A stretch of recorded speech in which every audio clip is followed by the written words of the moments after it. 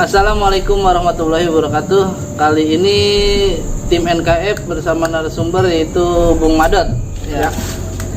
Bung Madot ini berprofesi sebagai supir ambulan yang katanya sih pernah mengalami kejanggalan-kejanggalan di dalam perjalanannya. Untuk awalnya itu mengapa memilih untuk jadi supir ambulan, Bung Madot?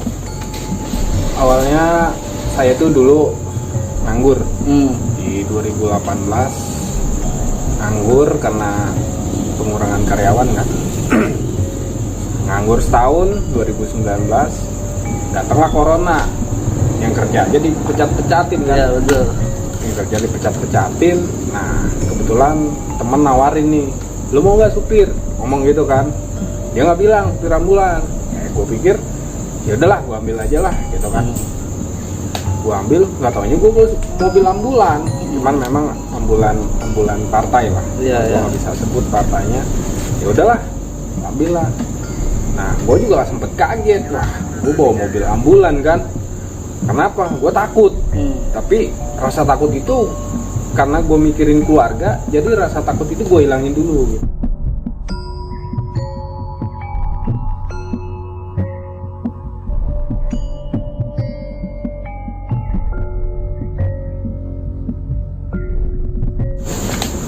Assalamualaikum warahmatullahi wabarakatuh.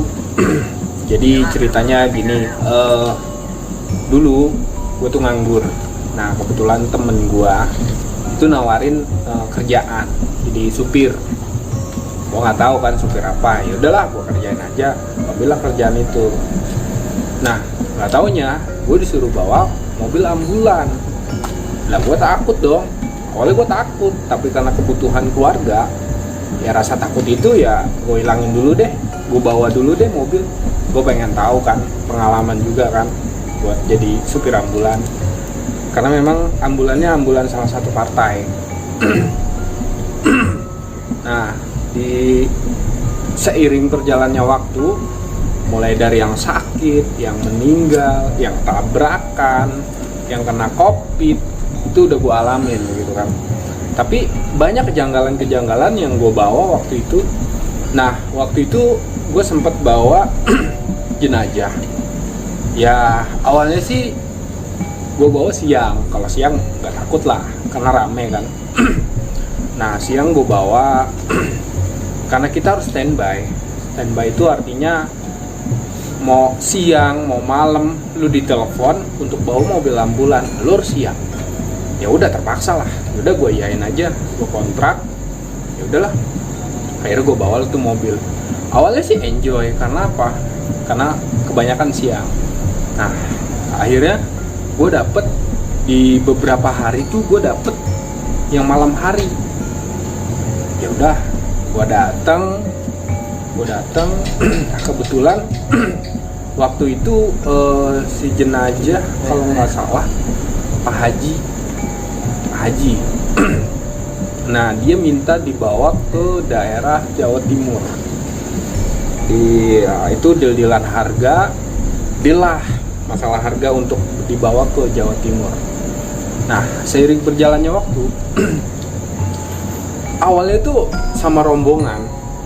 Kita nih dari sini sampai tol Cipali kalau nggak salah. Itu kita sama rombongan keluarga. Nah, nggak tahu kenapa, ini gue ketinggalan sama rombongan keluarga dari jenazah. Gue cuman berdua sama kawan kan, satu mobil. Kebetulan dari keluarga, karena awalnya iring-iringan. Nah dari situ tuh gue merasa aneh. Karena apa? Di awal gue bawa ini mobil kayaknya berat banget. Oh berat dah. Kalau lu pernah bawa mobil ambulan, kalau bawa jenazah tuh beda. Nah ini berat banget mobil ya kan, gue bawa tuh berat banget rasanya. Awalnya sih enjoy aja. Nah sampai di Jawa Timur itu malam, sekitar jam 12-an. Sekitar jam 12 malam. Nah kebetulan rumahnya itu di pelosok kampung, yang notabene lu harus ngelewatin sawah, terus kebun-kebun gitu kan nggak mungkin juga gua nyalain sirine, karena memang keluarganya korban nunggunya di rumah. Di saat gue lagi, ya gue bacaan aja dah, lama kelamaan ini mobil makin berat, semakin ke mendekati ini mobil makin berat. Nah pada saat itu memang kondisi kampung tersebut habis hujan, namanya kampung ya nggak kayak di kota lah. Jalannya pun masih ya batu-batu keras gitu. Nah di situ mobil gua berhenti karena apa ya, macet, kena batu-batu gede gitu kan. Nah akhirnya temen gua turun, jadi juga rasa takut kan. Kenapa? Cuman gua berdua dan bertiga sama jenazah. Ya udahlah, ternyata ada batu yang ganjel gitu kan. Jadi mobil gua nggak bisa naik. Gua teleponin keluarga, bener nggak nih mapsnya gitu. Nah ternyata betul gitu kan. Terus gue bilang, ini kok lewatin sawah sama kebun ya? Gue bilang gitu kan. Iya pak, betul pak, betul itu. Terus gue bilang mobil nggak bisa jalan. Gue telepon baik keluarga, kenapa pak? Soalnya jalannya rusak kayak gini gitu kan. Ya udah, akhirnya si keluarga berusaha untuk jemput. Tapi lama banget perasaan gue, itu mobil berat banget. Nah gue bingung kan. Ya gue berdoa lah, apa yang gue bisa gue doa gitu kan. Nah singkat cerita, datanglah keluarga gitu kan. Kenapa pak? Padahal itu batu yang ganjel di mobil gue tuh udah gue ambil gitu, gue ambil, tapi mobil nggak bisa jalan. Akhirnya ada pihak keluarga jalan ke mobil pelan gitu kan. Sampailah di rumah duka. Nah sampai di rumah duka, pas sampai rumah duka, pemakamannya itu langsung malam itu, ya kan. Dan dari rumah duka itu cuma ketemu beberapa keluarga dan langsung dimakamin. Nah dimakaminnya itu gue harus masuk kampung-kampung lagi. Nah kebetulan memang banyak keluarga juga, cuman nggak banyak lah karena udah tengah malam, karena harus dimakamin malam itu. Nah dimakamin lah malam itu. Kebetulan liang lahatnya waktu itu belum selesai. Nah belum selesai kan, akhirnya gue nunggu sampai liang lahat itu siap untuk dimasukin si jenazah. Nah dengan mata kepala gue sendiri, liang lahat selesai gitu kan, diangkatlah jenazah itu. Diangkat jenazah, ternyata jenazahnya itu lebih panjang dari liang lahat, nggak muat jenazahnya. Diangkat lagi lah, digali lagi. Pas digali lagi, diukur sekitar ya 10-15 cm lah. Nah dipasukin lagi, tapi nggak muat lagi gitu kan. Karena makin malam, terus orang juga makin takut di tengah. Kalau pemakaman di kampung tuh lebih ke arah kayak pemakamannya tuh nggak kayak di kota ya. Jadi memang bener-bener gelap gitu. Nah pihak keluarganya nih nangis karena apa? Karena si mayat nggak bisa masuk ke liang lahat. Nah di situ kebetulan ada Pak Ustadznya juga. Gue coba, Pak Ustadz ini gimana baiknya gitu kan. Akhirnya dikumpulin lah kepala keluarga, siapa yang punya salah tolong dimaafkan, semua segala macam. Nah pas dimasukin lagi masih tetap nggak muat. Nah akhirnya dipaksa untuk masuk, yaitu kakinya ditekuk, nah itu untuk masuk. Waktu itu sampai subuh akhirnya selesai pemakaman karena gue juga waktu itu sama temen udah lelah, capek perjalanan. Nah gue istirahat di rumah duka gitu kan, karena memang dari pihak keluarga nyuruh gue untuk istirahat dulu. Nah ada salah satu keluarga yang ngajak ngobrol gue. Kebetulan dia waktu itu memang satu rumah lah sama jenazah tersebut di daerah Jabodetabek. Dia cerita bahwasanya almarhum ini dulu sering geser-geser patok tanah gitu kan. Nah di situ gua kaget, ternyata orang yang sering geser-geser patok tanah tuh kuburannya sempit. Jadi ini memang benar realita. Dan di situ gua nggak tidur sama sekali sampai pagi. Kebetulan kawan nggak bisa bawa mobil, terpaksa gua harus PP dari Jawa Timur terus balik lagi ke Tangerang. Ya gue bawa tuh mobil. Nah sampai perjalanan sih asik-asik aja gitu kan. Nah terakhir gue mampir di sekitar rest area Cipali gitu kan. Di rest area Cipali gue mampir untuk istirahat, sholat apa, gue mampir lah ke daerah situ. Nah pas saat gue sholat, gantian kan sama temen gue untuk sholat gitu kan. Gue ngerokok di mobil, gue ngerokok. Nah gue buka kap mobil belakang, di situ ada tali pocong. Gue nggak tahu maksudnya apa. Wah, gue kaget, tali pocong. Waktu itu sekitar ya masih sore lah, jam 7 jam 8 lah, gue jam 7 jam 8 malam gue sampai rest area.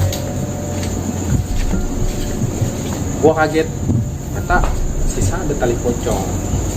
Kebetulan temen gue waktu itu lagi beres-beres di rest area, bersih-bersih apa semua segala macam. Nah pas dia sampai, gue tanya, bro, mobil udah bersihin? Udah, tadi gitu kan. Udah, serius lo? Iya, ini gue udah mau kain gitu kan. Dia juga kaget, apalagi gue gitu kan. Tadi nggak ada, kata dia gitu kan. Tadi nggak ada bang, kata dia gitu. Nah ini apaan? Ini kayak tali pocong, kata dia gitu kan. Gue nggak tahu. Wah jangan-jangan dia ngikut nih, gitu kan. Terus gimana nih? Udah, akhirnya karena gue takut juga gitu kan. Tapi pengakuan kawan gue tuh, mobil udah semua bersih, udah dibersihin apa semua segala macam. Tapi ada yang selip gitu. Akhirnya gue taruh di rest area. Gue bilang, jangan ikut saya cuma nganter aja. Gue bilang kayak gitu. Di saat itu gue udah langsung balik sama temen gue sampai rumah siang sore lah gue tidur. Nah di dalam tidur gue itu gue bermimpi ketemu sama itu orang. Dia ngucapin terima kasih, terus dia bilang waktu itu, maaf saya nggak bisa ngasih apa-apa, saya cuma bisa ngasih ini. Dia ngomong kayak gitu. Nah gue bangun langsung, astagfirullahaladzim. Gue bangun, gue kaget kan, maksudnya apa? Itu salah satu pengalaman gue waktu bawa supir jenazah ya. Terus ada lagi waktu itu yang gue kirim ke daerah Sumatera. Kejadiannya hampir sama, cuman kebetulan jenazah ini korban kecelakaan. Nah waktu itu gue ngambil di rumah sakit umum gitu kan. Nah kebetulan keluarganya ini ingin dimakamkan di kampung halaman di sekitar Sumatera lah waktu itu. Nah deal-dealan harga oke, kita bawalah. Gue cuman berdua sama pihak keluarga. Nah waktu itu anaknya ikut di mobil ambulan. Ya jenazahnya ini kelindes truk. Waktu itu kepalanya tuh hancur, kelindes truk. Waktu itu gue bawa dari sini sekitar jam 10 malam. Gue ngambil di rumah sakit umum. Gue bawa sama pihak keluarga 2 mobil sama ambulan iring-iringan. Nah sampai di penyeberangan awalnya sih nggak ada apa-apa, di tol tuh nggak ada apa-apa lah, karena memang karena tol kali ya. Tapi setelah gue nyebrang Bakahuni mulai tuh kejadiannya, dan si anak ini pindah mobil. Jadi gue cuma berdua lagi sama temen gue. Si anaknya ini pindah mobil keluarga gitu. Nah tetap beriringan.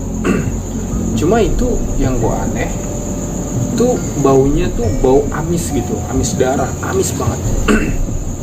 Amis banget, yang menurut gue pakai masker aja tembus gitu kan. Nah karena memang korban kecelakaan sih ya, jadi keluar darah terus. Jadi waktu itu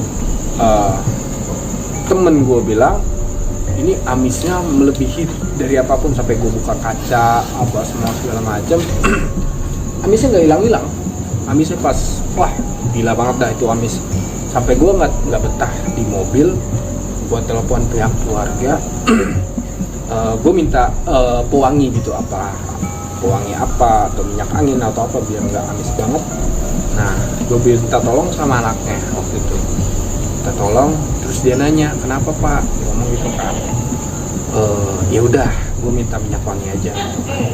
Sampai minyak wangi pun pas gue jalan lagi tuh nggak kerasa wangi. Minyak angin nggak kerasa minyak angin, yang kerasa itu cuma bau anyir, bau darah banget gitu kan. Nah, di perjalanan sama, semakin mendekati rumah duka waktu itu berat, jenazahnya berat.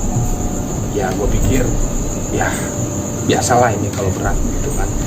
Tapi makin kesini makin berat, nggak tahu kenapa. Gue bilang ini kok berat gitu kan. Dan sampai ban gue tuh bocor. Waktu itu belum ada tol Sumatera. Nah, gue lewat jalur biasa gitu kan. Ban gue bocor kebetulan bagian belakang. Nah, kebetulan bocornya itu bukan di perkampungan atau apa ya, di kebun lah gitu. Gue kan bingung, gue terpaksa gue telepon pihak keluarga lagi, Pak tolong temani saya, ban saya bocor gitu kan.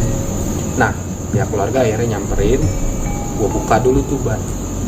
Pas gue buka ban gitu kan, itu darah seger ngalir dari apa sih namanya, kabin jenazah tuh, itu ngalir terus kayak ngocor gitu loh, ngocor terus. Gue kaget kan, astagfirullahaladzim, kenapa gitu kan. Sampai gue berdoa, apa yang gue bisa gue berdoa lah gitu kan. Sampai gue bilang, saya mau nganterin bapak gitu kan, tolong jangan ganggu saya gitu kan. Saya di sini hanya tugas, saya cuma pengen nganterin bapak ke kampung halaman bapak. Apabila memang ada atau saya bawa mobil kurang enak, saya mohon maaf gitu kan. Gue sampai gue gitu, anaknya sih nggak dengar gitu kan. Dan gue nggak kasih tahu karena nggak enak juga kalau gue kasih tahu ke pihak keluarga kan. Nah, pas gue buka ban itu dan gue bicara kayak gitu, lama-lama tuh darahnya berhenti, gitu kan. Udah gue pasang lagi ban, gue jalan lagi ya kan. Nggak lama yang sebelah kiri bocor. Coba bayangin, ban serep udah nggak ada karena ban serep yang gue pakai tadi tuh udah gue pakai di sebelah kanan. Nah, sekarang yang sebelah kiri bocor ya kan. Terpaksa gue telepon pihak keluarga. Nah, gue telepon pihak keluarga sampai ya dia sih protes. Karena apa? Karena gimana sih Pak, mobil ambulan kok bannya nggak pernah ganti ya apalah gitu kan. Ya gue bilang gue mohon maaf, nggak tahu kenapa tiba-tiba bannya kok betus lagi gitu. Nah, di situ gue minta tolong untuk tambalin ban yang bocor tadi, ban serepnya lah, gue minta tolong untuk ditambalin. Nah, akhirnya pihak keluarga pergi kan nambal, dan gue di situ bertiga, teman gue, jenazah sama gue gitu. Nah, kebetulan waktu itu memang masih sore, tapi kan lama juga. Kalau di daerah Sumatera tuh tambal ban tuh bisa berkilo-kilometer, nggak kayak kita di Jabodetabek nih kan, berapa ratus meter ketemu tambal ban. Kalau di sana enggak, kebetulan gue jauh waktu itu, hampir setengah jam nambal ban doang, setengah jam. Nah, di situ pas gue mau buka itu ban kiri gitu kan, itu bukan darah yang keluar, tapi kayak nanah gitu kan. Astagfirullahaladzim, ya gue berdoa lagi. Saya cuma mau anterin bapak ke kampung halaman, jangan ganggu saya. Nah, lama kelamaan tuh nanah itu mulai berkurang gitu kan. Nah, pas saat gue buka pintu belakang, ya maaf, kayak kapan itu udah berlumuran darah semua. Yang gue bingung adalah ini jenazah padahal dari UGD loh, yang notabene pasti namanya di UGD ya minimal dibersihin lah, dibersihin atau disumpel gitu kan. Tapi gue bingung, ini kok darah, nah itu ngucur terus gitu kan. Jadi yang gue kaget lagi, ya memang sih waktu itu memang bagian kepala yang kelindes ya, itu bagian kepala yang kelindes. Jadi gue bawa jenazahnya tuh memang agak sedikit ngeri sedap gitu kan. Ya udahlah, akhirnya mobil itu datang bawa ban ya kan. Nah si anak sempat menanyakan, Pak itu darah siapa? Pak itu apa? Dia sempat nanyain. Gue bilang, ya ini darah jenazah. Dan anaknya pun nangis. Nah dari nangis itu gue bilang, udah ikhlasin. Gue bilang gitu kan. Ya udah, gue jalan lagi lah. Gue jalan lagi sampai lokasi itu hampir subuh karena gue udah kelelahan juga, perjalanan panjang, kelelahan. Nah di situ gue anehnya apa? Memang mobil berat sampai ban gue betul, tapi anehnya bensin yang gue isi ini nggak habis. Masa sih? Iya, gue juga mikir gitu kan. Gue perjalanan dari Tangerang ke wilayah waktu itu Medan lah, waktu itu ke daerah Medan. Gue cuma ngisi full tank sekali. Gue juga nggak mikir gue harus isi bensin waktu itu, karena memang kondisi pertama kita sama keluarga jadi urgent lah, ya udahlah. Dan gue nggak berpikir bensin gue bakalan habis, enggak.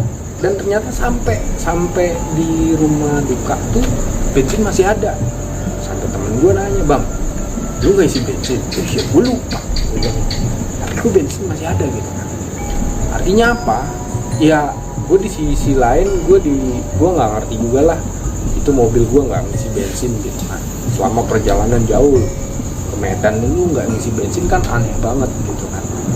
Dan waktu itu pihak keluarga tuh ngasihnya ngepas. Pas waktu ngasihnya ngepas itu, ya udah terpaksa pulangnya gue baru isi bensin. Tapi alhamdulillah sih di sana karena pagi ya, gue sampai pagi subuh pagi dimandiin lagi sama pihak keluarga, dipandiin, terus dikafanin, disolatin, ya biasalah. Nah langsung dimakamin pagi itu juga gitu. Dan alhamdulillah anaknya pengertian juga, dan gue pulang cuman berdua sama teman gue. Itu waktu gue antar jenazah ke wilayah Sumatera. Nah yang lebih sedih tuh pada saat awal COVID-19. Wah gila, bayangin bro, 24 jam lo harus standby. Lu kalau supir ambulan waktu COVID, ya bisa dibilang nyayur ya, cuman lu harus standby. Ntar rumah sakit minta ambulan, ntar ada yang lagi meninggal, karena waktu itu masih sekitaran Tangerang Raya. Waktu itu gue pegang Tangerang Raya. Jadi saat COVID itu, ya lu kalau ngirim jenazah tuh kayak lu ngirim paket. Ntar lagi ke sini, ntar ke sono, ntar ke situ. Wah, gila lah. Sampai di TPU yang COVID tuh yang di wilayah Jombang tuh. Jombang sini Tangsel. Itu mobil ambulan tuh antri untuk lu bisa nurunin jenazah tuh, mobil ambulan tuh bisa 10, 20, 30 mobil bahkan. Makanya gue bingung waktu itu, ya gimana ya, COVID-19 itu tahun 2020 ya, 19, 20, 21, wah itu gila-gilaan itu. Lu jadi supir ambulan waktu COVID tuh nggak ada tidurnya. Jadi memang waktu itu ya gue sih enjoy ya, karena memang rame-rame lah.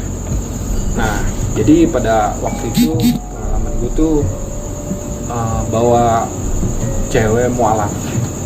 Dia baru 1 hari masuk Islam, kebetulan dia kena COVID. Gue bawalah jenazahnya. Pihak keluarga kan waktu COVID itu terbatas ya, cuma 1-2 orang yang boleh lihat ke makamnya gitu kan. Terpaksa gue juga harus bantu sebagai supir ambulan waktu itu, karena memang keterbatasan tenaga. Nah di mobil tuh si jenazah yang cewek ini baru 1 hari dia masuk Islam, besoknya dia meninggal, ya kan. Itu selama di mobil tuh itu wangi banget. Itu nggak ada lah wanginya tuh kayak minyak wangi yang di pasaran tuh nggak ada. Kayak wangi ya kalau kata apa sih hadis mungkin ya wangi-wangi surga gitu. Jadi memang pemakamannya itu gua tuh gampang banget waktu si mualaf ini waktu dia meninggal. Pas waktu gua nganterin jenazah mualaf ini itu nggak ngantri di pemakaman Covid tuh nggak ngantri. Wah enak banget, udah di ambulansnya wangi sampai pemakaman itu nggak ngantri. Jadi gue langsung turunin dan itu wah sampai liang lahatnya pun wangi banget waktu itu. Nah itu kejadian yang enak menurut gue ya. Artinya enak bukannya ini. Jadi pekerjaan itu dipermudah, terus wah pokoknya dipermudah lah dengan si mualaf itu. Cewek baru 1 hari masuk Islam dia meninggal. Nah yang pernah juga waktu gua nganterin jenazah Covid waktu itu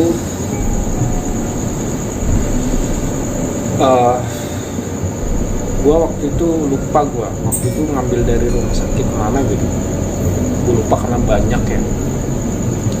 Nah sampailah di pemakaman Covid nih, antrinya tuh nggak biasa gitu, paling biasanya paling 10-20, ini wah pokoknya antrinya tuh parah banget dah. Apa karena mungkin memang lagi banyak-banyaknya lah, gue positif thinking lah.